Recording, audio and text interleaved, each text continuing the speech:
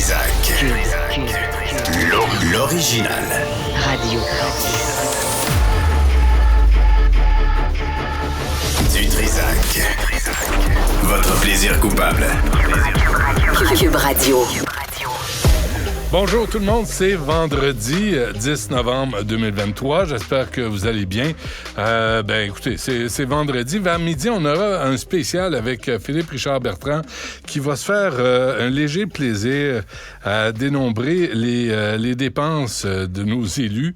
On est là-dedans ces temps-ci, là. Tu sais, les fonds publics, l'argent public va où, à qui, dans quel but, avec quel résultat, avec quel objectif et quel résultat. On va revenir là-dessus et Jean-François Dumas d'Influence Communication sera avec nous aussi pour parler d'intelligence artificielle vers 13h. Tout d'abord, on ne l'a pas encore, on va l'attendre. C'est une bonne nouvelle pour l'industrie audiovisuelle québécoise.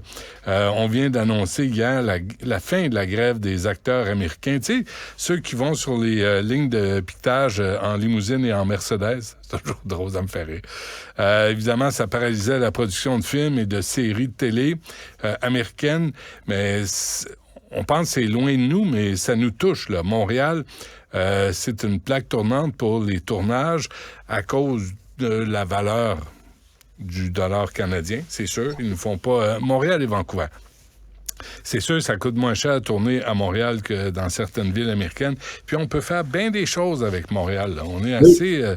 on parle des décors, là, on peut transformer Montréal en Paris. Et ça nous profite à nous, à nos techniciens, à nos artisans, à nos travailleurs. Patrick Jutras est avec nous, président des studios Melz. Patrick, bonjour. Bonjour, M. Dutrisac. Ah, Benoît, c'est en masse. Là. On est vendredi. Bonjour, Benoît. Dis donc, c'est une bonne nouvelle, hein, parce qu'on pense que c'est une nouvelle qui touche seulement les Américains, mais ça nous touche, nous aussi, là, la fin de la grève des acteurs. Ah oui, tout à fait. En fait, c'est une excellente nouvelle. Je vous dirais, quand la nouvelle a tombé mercredi, je crois que l'industrie était très, très soulagée. Depuis plusieurs mois, les studios de Melz et de nos concurrents sont majoritairement vide. Heureusement, on a de la production québécoise ici, on est chanceux. Mais dans certains marchés en dehors du Québec, ça a été assez catastrophique, là, je vous dirais. Là. Vide, à quel point vide? 10% vide? 20, 50, 60? Je vous dirais facilement 40% de les installations du Melz 2 et 3 étaient complètement... Puis, je vous dirais, le début de ce conflit de travail. OK, donc, il y a des gens qui, ordinairement, travaillent à ce temps-ci de l'année, et là, il n'y avait rien. Là. C'était pas une impression, là, c'était réel, là, le manque de travail. Oui, tout à fait. En fait, M. Lemay, qui est le président de l'Actis 514, faisait état des chiffres ce matin de l'ordre de 60 millions de dollars de pertes de revenus pour ces employés-là. Donc, il y a vraiment des pertes d'emplois qui sont reliées aux productions étrangères. C'est direct.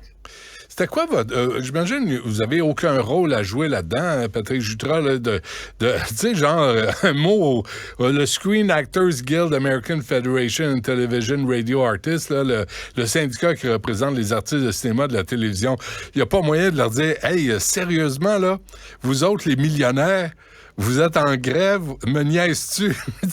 J'imagine que ça vous a tenté. Ah, ça m'a tenté, oui, direct. Mais en même temps, je pense que le conflit à la base, puis je ne suis pas un expert de cette convention collective-là, mais je ne crois pas que le conflit touchait vraiment les millionnaires, là, le A-list là, qu'on appelle, mais surtout ceux qui sont en support aux grands acteurs. C'est probablement là où le bas blessait un peu plus, mais on est quand même heureux que tout soit derrière nous et qu'on puisse procéder au redémarrage de nos opérations d'ici la semaine prochaine. Ah oui, à cette vitesse-là, là, déjà la semaine prochaine, vous allez commencer à revoir les horaires? Oui, on a en fait deux méga-productions chez nous, au Melz 2 et au Melz 3. On a Skydance qui est avec nous depuis un certain temps. On a aussi une production d'Apple qui s'en vient. Le producteur d'Apple n'a jamais quitté Montréal. En fait, il adore Montréal, donc il a voulu rester à Montréal. Et les équipes d'Apple les équipes de production d'Apple arrivent lundi dans nos studios pour commencer à préparer, parce que naturellement, ça prend de la préparation avant de commencer à faire les tournages. Ouais. Mais on va j'espère à relancer la machine là, dès aujourd'hui pour que tout le monde soit fin prêt lundi. C'est intéressant ce que vous me dites, Patrick Jutra, parce que là, vous me parlez d'Apple qui aime Montréal, qui tourne Montréal, donc qui crée de la job à Montréal. Est-ce qu'on peut en dire autant de Netflix? C'est une bonne question. À ce point-ci, on aimerait vraiment avoir que Netflix considère en fait nos installations ici au Québec qui sont spectaculaires. D'autant plus qu'on a une main-d'œuvre qui est ultra qualifiée, travaillante lorsqu'on se compare avec d'autres marchés canadiens. On y travaille. Le bureau du cinéma et de la télévision du Québec était juste d'ailleurs cette semaine à Los Angeles à rencontrer entre autres Netflix pour vanter les mérites du Québec, de Montréal. Montréal, la beauté de nos emplacements, c'est que la ville est annexée. En fait, nous sommes sur l'île de Montréal, alors qu'à Toronto, c'est autre chose. À Vancouver, c'est complètement plus loin. Donc, il y a des avantages à tourner à Montréal. Je dois dire cependant qu'on a perdu un peu de terrain par rapport aux dernières années. On est moins compétitif au niveau des crédits d'impôt. Donc, on fait des représentations à bonne et due forme pour essayer de revoir cet aspect-là, puisque le Manitoba, Vancouver, Toronto sont aujourd'hui plus compétitifs qu'on l'est. Ah oui, c'est vrai? Ah oui. Ouais. Et ça faudrait, n'avez-vous glissé un mot au gouvernement Legault? Parce que c'est quand même toute une industrie, là. Oui, on a eu des rencontres. On a des rencontres régulières. Il y en a une aujourd'hui, d'ailleurs, avec des intervenants. On en a rencontré le ministre il y a 2 semaines. Il est tout à fait conscient des enjeux. Donc, on espère qu'éventuellement, on pourra revoir ce programme-là de façon de manière plus structurante pour qu'on puisse attirer plus de production étrangère parce que ça fait partie de l'écosystème du Québec en soi, là. Oui, mais la ville comme telle, là, que vous soyez près de l'autoroute Bonaventure, mais pas loin du Vieux-Montréal aussi, pas loin.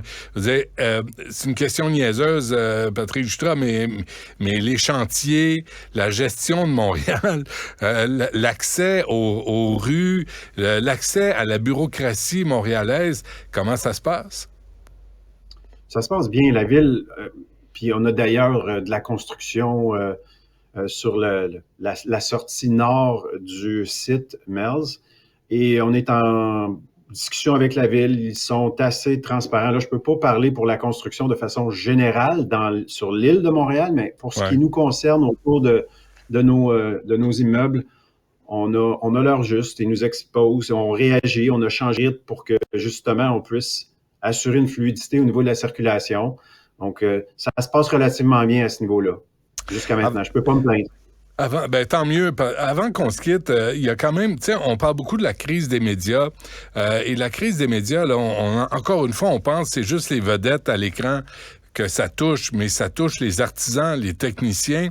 On l'a vu ici, il y a eu des mises à pied à Québécois, à TVA. Il y en a eu chez Bell Media, il y en a chez Chorus, il y en a partout. Comment, là, on parle de production américaine, mais est-ce que vous êtes touché par ça, là, les coupures, puis j'imagine ça va découler dans la production québécoise?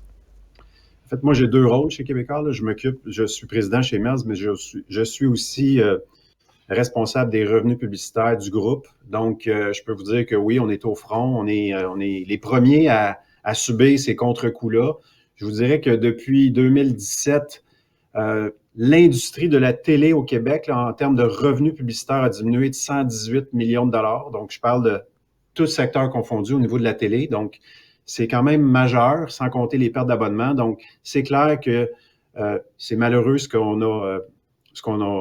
les coupes qu'on a dû faire la semaine dernière, mais l'écosystème est fragilisé. Donc, malheureusement, il y a des pertes de revenus qui, aujourd'hui, vont avoir des conséquences sur la qualité, la production. Il y a moins d'argent dans le système, donc veut pas, ça va avoir des répercussions à quelque part.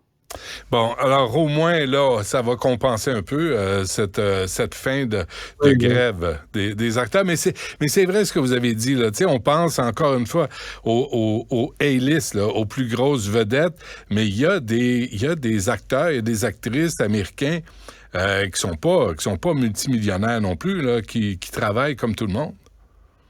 Ben, je vous dirais qu'il y a probablement beaucoup plus d'acteurs qui ne sont pas millionnaires, qui sont millionnaires. Donc, Ouais. c'est vraiment la masse qui parle aujourd'hui ici, qui a parlé. Puis, donc, heureusement, tout ça est derrière nous. Mais le deal, en fait, l'entente n'est pas ratifiée, mais comme les gens s'activent, alors on sent que ça va se régler rapidement. Ouais, c'est un peu sombre, hein, comme avenir, les coupures, l'inflation, la compétition des autres villes. Il va falloir qu'on se renligne au Québec là, pour toute l'industrie. Oui, il y a des solutions. Il y a des Ouais. solutions. On a proposé des solutions. Mais c'est clair, à votre point, nous avons besoin de la part des revenus des productions étrangères. Ça fait partie de l'écosystème. Si demain matin, il n'y a pas de production étrangère au Québec, je ne peux pas prédire ce qui va arriver avec les maisons de services comme Mel's, mais on l'a vécu cet été. Quand tu as la plupart de tes studios qui sont vides, ça ne fonctionne pas, là. Donc, c'est moins de caméramans, c'est moins de techniciens, c'est peut-être aussi niaiseux que la dernière caméra à la fine pointe de la technologie qu'on ne peut pas se payer, qui par défaut, les producteurs québécois peuvent en bénéficier si on a été capable de se payer. Ouais. Puis si vous ne pouvez pas vous la payer, ben, le producteur va peut-être aller là où ils ont été capables de se la payer, puis vous venez de perdre un contrat. Ouais. C'est pas simple, là. Non, exact. Et puis, on le sait, on le sent, il y a des mouvements. La main-d'œuvre, elle est très qualifiée ici au Québec et on craint une certaine exode vers Ottawa, par exemple, ou même Toronto, si ça devenait le cas où le marché ne se redresse pas. Mais j'ai confiance que l'industrie va se redresser. C'est vrai que si tu veux faire un film plate, tu vas à Ottawa. Ça, c'est une recette parfaite. Avez-vous été inquiet? Êtes-vous inquiet? Je suis soulagé aujourd'hui. Je vous dirais qu'il y a certaines inquiétudes. Oui, c'est clair. En fait, lorsqu'on est en mouvance comme ça, il faut réfléchir à 3, 4, dans 5 ans, ce que l'industrie sera. Mais je répète, il y a des solutions autant au niveau des revenus publicitaires, des programmes gouvernementaux. On a un écosystème au Québec qui est ultra solide, avec du contenu de qualité. On a encore des codes d'écoute qui... Chanteur masqué, c'est l'émission la plus écoutée au Canada, là. Pas au Québec, au Canada. Donc, on a du contenu de qualité ici. Maintenant, il faut juste un peu de concertation des différentes parties, puis mettre la machine en branle. Oui, travailler en équipe. Hein? Président des Studios Mel's, Patrick Jutra, un gros merci, lâchez pas. Merci à vous. Salut.